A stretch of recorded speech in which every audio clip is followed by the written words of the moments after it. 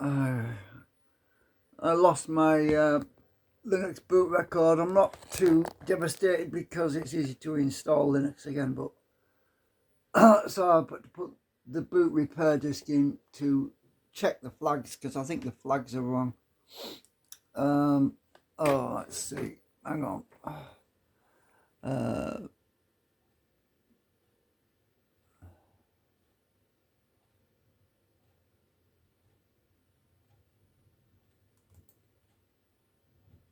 right, just doing recommended repair on it. Oh, I don't know. It shouldn't do any harm. Let's see what happens.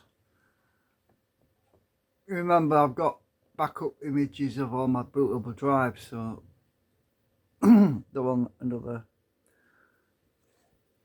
They're in images, so if this messes up, I can always restore the image. But obviously, I can't restore the master boot record because all the SATA drives are on a different order. So, right, let's check it, see what happens. I want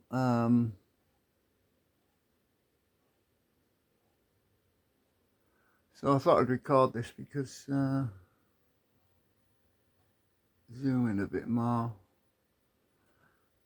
So right, let's check. I want to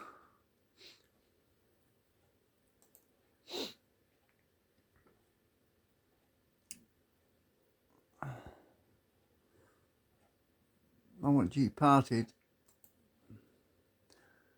This is a boot disk. This is a CD. Gparted will tell me what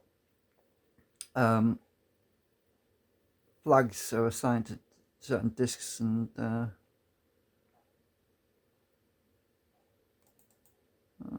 on, it must be scanning the disks because I'm not seeing anything yet.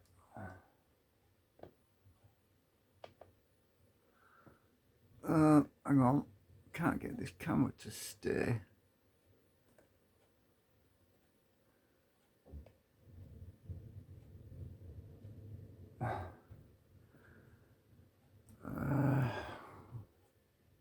It's searching, it says. Oh, it must have found that new SSD. So yeah, that new SSD definitely wants swapping with number 4. Well, hang on a minute. Is that make it bigger? Yeah.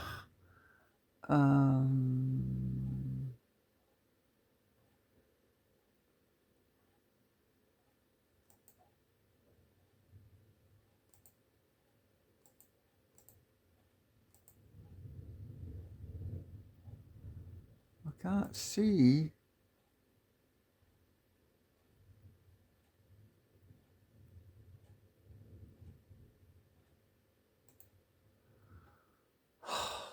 It says unallocated, so it's not seeing my other discs yet. I don't know what's going on here. It's supposed to be a big long list of discs in here, but that's weird. Why can't it see?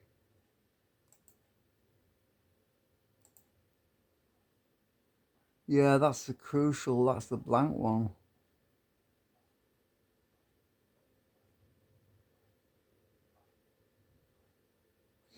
That's the blank crucial.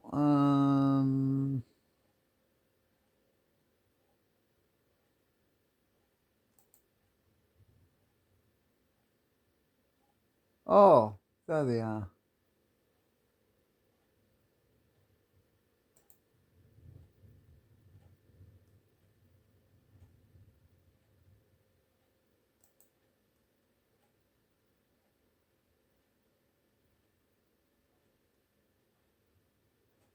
That's my terabyte drive.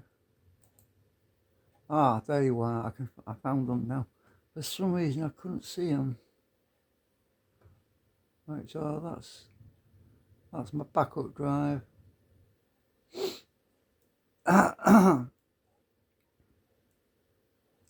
Right, so I don't like the CD version. It's not as good as the software version that you install, but obviously I can't because I'm not in Windows and I'm not in any operating system. So that's okay. Let's see what devices. Right. So that's the XP2 and XP64, and that's device SDD2. It's not solid state. That it's just that's the number. Why are they in different order on here? Because that's my page drive. Well, it's got data stored on it as well. Right. So for some reason, I don't think it recognizes Linux for some reason.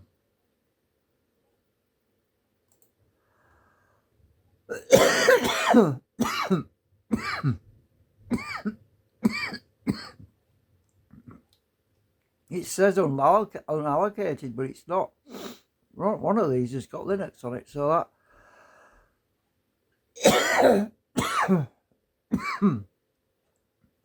that's 111.79 gigabyte. Hang on.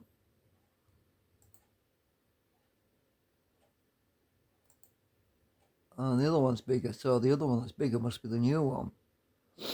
Huh, it doesn't recognize Linux. What the heck? Oh, right.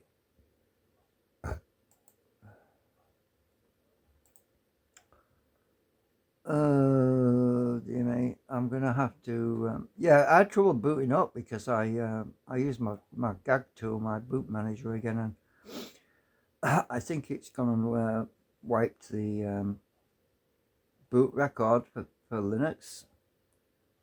Oops. It's not a big deal. I've only just installed it the other day, but it means I've got to unplug all my other frigging hard drives again. I've got to relabel everything as well. And I'm going to swap 2 with 4 because I haven't done that yet. Right, so this is not helping. So we can't see the let's check. Let's look at information. Right.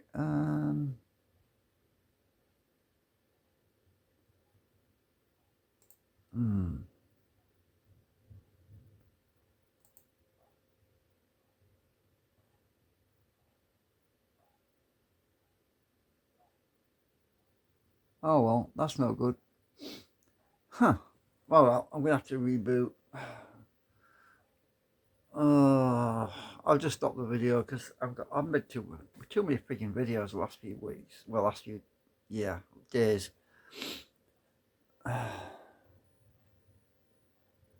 Actually, I will pause a minute.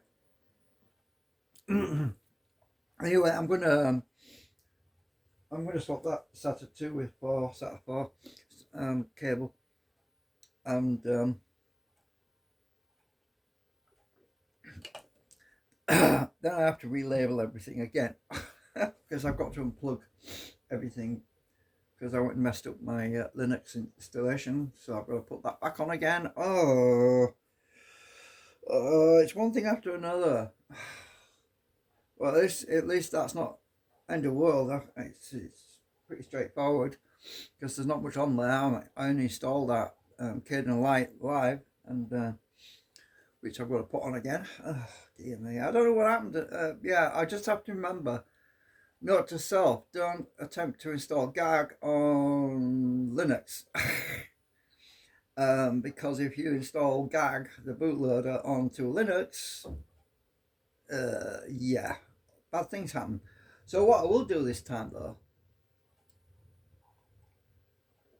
what I will do is I'll leave both the SATA drives, the solid state SD drives. I'll leave both of them plugged in when I install Linux, because that will enable, maybe it'll enable the grub bootloader, which will give me some options. Another thing I'm going to do is I'm going to unplug all my other hard drives and just leave um, the Linux solid state drive in. Actually, no. What I'll do is I'll install Windows 7 on the blank solid state drive, right? Which is the top one, because there's no operating system on the blank one. After I've installed Windows 7 on there, then I can eject, after I've shut down obviously and turned it off, I can eject that disk, that solid state drive, install Linux. No, actually, no, I'll leave it in. I'll leave it in because Linux will automatically create a boot log to boot mounting menu to Windows 7. So if I install Linux on the reinstall Linux again, it will automatically put a bootloader on the Linux distribution to Windows 7. And from Windows 7, I can install the other bootloader, which is GAG, and that bootloader on Windows 7 will enable me to access my other boot drives. Because you see, I can't install GAG, the bootloader, on Linux because it messed it up, which is why I'm having to reinstall it. But I can install GAG on Windows 7, which will give me my other options to my other boot drives. You see what I'm saying? Because for some reason GAG doesn't recognize the NTFS file system, but it does recognize Windows. Obviously, it recognizes that file system. So by installing the GAG on the Windows 7 boot partition, it gives me the options to because it has to store a little file on the partition. When it writes that file, if the format is a Linux system, it corrupts it, and that's what's happened. So yeah, so I'm getting a plan of action. I'm going to make some little notes in my I'm going to write the instructions to myself, what to do, the steps, and that way I'm not going to film it because it's going to take me ages. So that way I won't mess up again. Anyway, see you later.